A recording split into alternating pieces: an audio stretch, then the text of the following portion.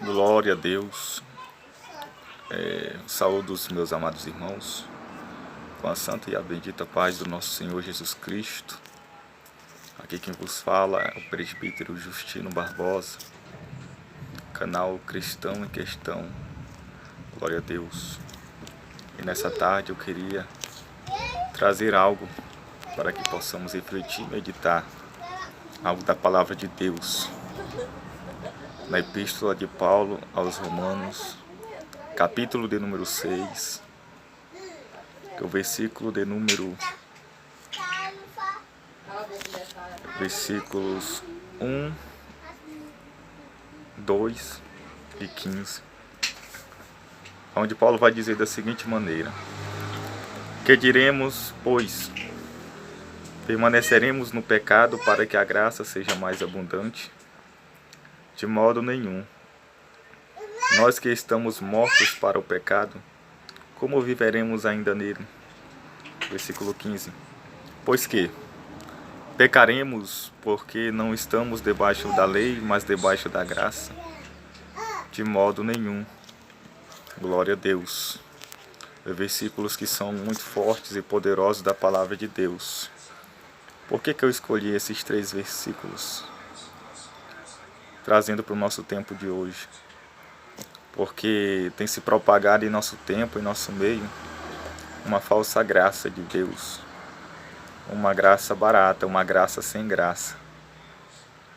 Que não é a verdadeira graça de Deus. E inclusive Paulo lidou com esse mesmo problema. Paulo teve que lidar com essa falsa graça já em seu tempo. Há certas pessoas, denominações, que o seu lema é proibido proibir. Então eles vivem sem regras, sem nenhuma restrição. Eles dizem que servir a Deus, viver para Cristo, que Cristo não impõe regras, não impõe limites. Que servir a Deus não é viver em regras. Que Cristo Jesus não é religião, Jesus não é religioso. E eles nos chamam, nós que somos mais conservadores da doutrina bíblica, que procuramos nos adequar à palavra de Deus, eles nos chamam de religiosos. Esquecem do que Paulo diz em Romanos capítulo 12, onde Paulo diz: não vos conformeis ou não vos adequeis, não sejais conforme este mundo, mas transformai-vos pela renovação do vosso entendimento, para que experimenteis qual seja a boa, perfeita e agradável vontade de Deus. Glória a Deus, a criançada está aqui em casa, de quarentena, né? É assim mesmo. Então eles procuram viver de uma maneira desrespeitosa às leis de Deus, não aceitam regras. E diz que Deus não é um Deus de regras. Interessante, quando Deus ele criou o mundo, criou toda a criação, céus e terra, o mar, a fauna, a flora, os animais. Quando ele criou o homem, a coroa da criação, pôs o homem no Éden, no jardim que ele havia criado. Deus disse para Abraão: de todas as árvores do jardim comereis livremente. Deus dá liberdade para Adão. Só que também Deus põe limites, regras. Somente de uma árvore, Deus diz, mas somente de uma árvore tu não deverás comer, porque no dia que tu comeres dela, certamente morrerás.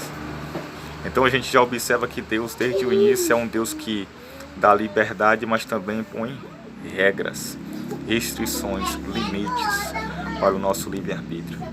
Então Deus é um Deus de regras. Deus é um Deus que nos impõe limites.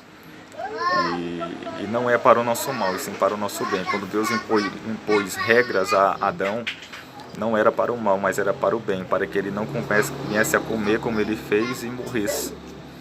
Glória a Deus. E esse versículo aqui de Paulo, escrevendo aos Romanos, a igreja de Roma, que Paulo não conhecia, os irmãos de Roma, nunca tinha ido a Roma, e tinha esse desejo de conhecer os irmãos, de comungar com os irmãos, de pregar, ministrar a palavra aos irmãos. Ele diz 3 versículos que é muito forte para o nosso tempo de hoje. Que diremos, pois? Permaneceremos no pecado para que a graça seja mais abundante? De modo nenhum. Nós que estamos mortos para o pecado, como viveremos ainda nele? Uma vez que nós aceitamos Jesus e nós morremos para o pecado, nós aceitamos Jesus como nosso Senhor e nós nos tornamos servos. Mas Paulo diz que daquele, há um certo versículo, não sei, eu creio que é Paulo que diz, que daquele que a gente se prontifica para servir, este se torna o nosso Senhor. Mais ou menos assim, estou meio esquecido do versículo, mas eu creio que os irmãos lembrou. Então, se nós aceitamos a Cristo, mas continuamos a viver uma vida no pecado, o pecado ainda continua sendo nosso Senhor e não Cristo. E de modo nenhum, nós que estamos mortos para o pecado, como viveremos ainda nele? Permaneceremos na graça, no pecado, para que a graça seja mais abundante. É um pensamento errado, né, irmãos? De permanecer no pecado para que a graça de Deus venha transbordar ainda mais na nossa vida. Essa é uma visão errada que Paulo estava consertando.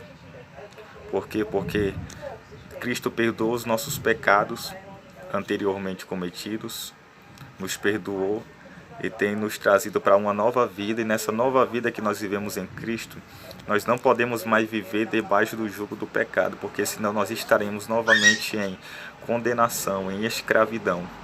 E o salário do pecado é a morte. Então nós temos que viver em novidade de vida, uma vida santa, uma vida íntegra. Mas o versículo que me deixou mais em choque é o versículo 15. Pois que pecaremos porque não estamos debaixo da lei, mas debaixo da graça?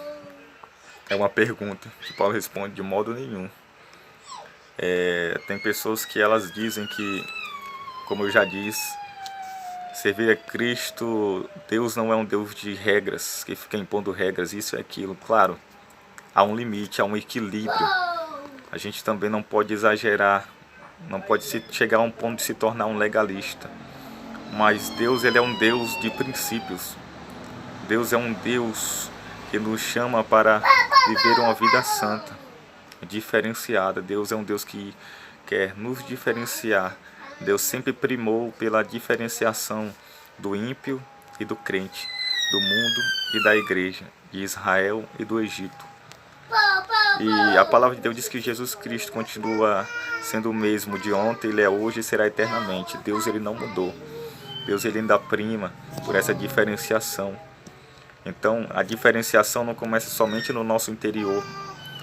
Aliás, ela começa no nosso interior, mas ela não termina ali. A mudança que a mudança que Deus quer é aquela que se inicie no nosso interior e transborde para o nosso exterior, de maneira que as pessoas consigam enxergar em tudo que nós fazemos. A maneira de nós viver, de falar, de pensar, de vestir, de olhar, tudo tem que refletir a Cristo.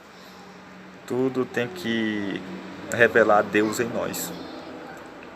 Então, para essas pessoas que dizem que Deus não é um Deus de regras, Deus não impõe limites, eu vivo de qualquer forma, Deus, ele quer o meu coração, o exterior para Deus não importa. Usam até aquele versículo, descontextualizando o versículo que Jesus diz que o que contamina o homem não é o que entra, mas aquilo que sai. Eles tentam desconstruir tudo que Jesus diz, usam esse texto fora do contexto para quererem viver e arrumar pretexto para viverem de qualquer forma, de maneira desordenada. Mas Paulo diz assim, pois que pecaremos porque não estamos mais debaixo da lei, mas debaixo da graça? De modo nenhum. Estamos debaixo da graça, sim. Só que pecaremos porque nós estamos debaixo da graça e estamos isentos da lei? Paulo diz assim, de modo nenhum. Não sabeis vós que a quem vos apresentardes por servos para lhe obedecer, sois servos daquele a quem obedeceis, ou do pecado para a morte, ou da obediência para a justiça. Aí as pessoas entendem uma graça de uma maneira diferente, uma graça sem responsabilidade. Eles tentam também usar o texto de Jesus no capítulo, se eu não me engano, 8 de João, da mulher adúltera, que havia ali um debate entre a lei e a graça, um confronto entre lei e graça. E Jesus, ele diz que aquele que não tiver pecado, que atire a primeira pedra. todas aquelas pessoas que estavam reunidas ali naquele episódio, capítulo 8, lançaram suas pedras no chão e foram embora, ficando somente Jesus e a mulher. E Jesus pergunta para a mulher: mulher, onde estão os teus acusadores? E ela responde: não sei. E Jesus disse para a mulher: eu também não te acuso, eu também não te condeno. Jesus, ele não condenou, é a graça não condena, a graça perdoa e salva. Mas onde está a responsabilidade da graça? Olha só, Jesus perdoou aquela mulher, mas em seguida Jesus disse assim: vai, a graça perdoou. É a graça que perdoa, a responsabilidade humana, e não peques mais. A graça perdoa, mas há uma responsabilidade diante dessa mesma graça. Qual é a responsabilidade? De não pecar mais, de não viver uma vida debaixo do pecado, de não continuar praticando aquilo que se vinha praticando. Por quê? Porque Deus, ele nos libertou, não para que nós voltássemos novamente para debaixo do jugo do pecado, mas para que nós vivêssemos uma vida de liberdade, de libertação, uma vida de abundância. Então, se depois que você aceitou Jesus como seu Salvador, como seu Senhor, mas depois disso continuou vivendo uma vida debaixo do pecado, então você não entendeu a graça de Deus, a graça que perdoa e a graça que nos chama para a responsabilidade. Vai e não peques mais. E Paulo diz aqui: pois que pecaremos porque não estamos mais debaixo da lei. Nós não estamos mais debaixo da lei. Nós não precisamos da lei como meio de salvação, de justificação, de tentar se auto-justificar, visto que o homem não conseguiu alcançar a justificação por meio da lei. Não que a lei seja má, Deus fala que a lei é boa, perfeita, santa e espiritual. A lei é boa, olha só o contraste: a lei é boa, o homem é mau. A lei é perfeita, o homem é imperfeito. A lei é santa, o homem é profano, pecador. E a lei é espiritual e o homem é carnal, vendido debaixo do pecado. Então era impossível para o homem cumprir a lei de Deus.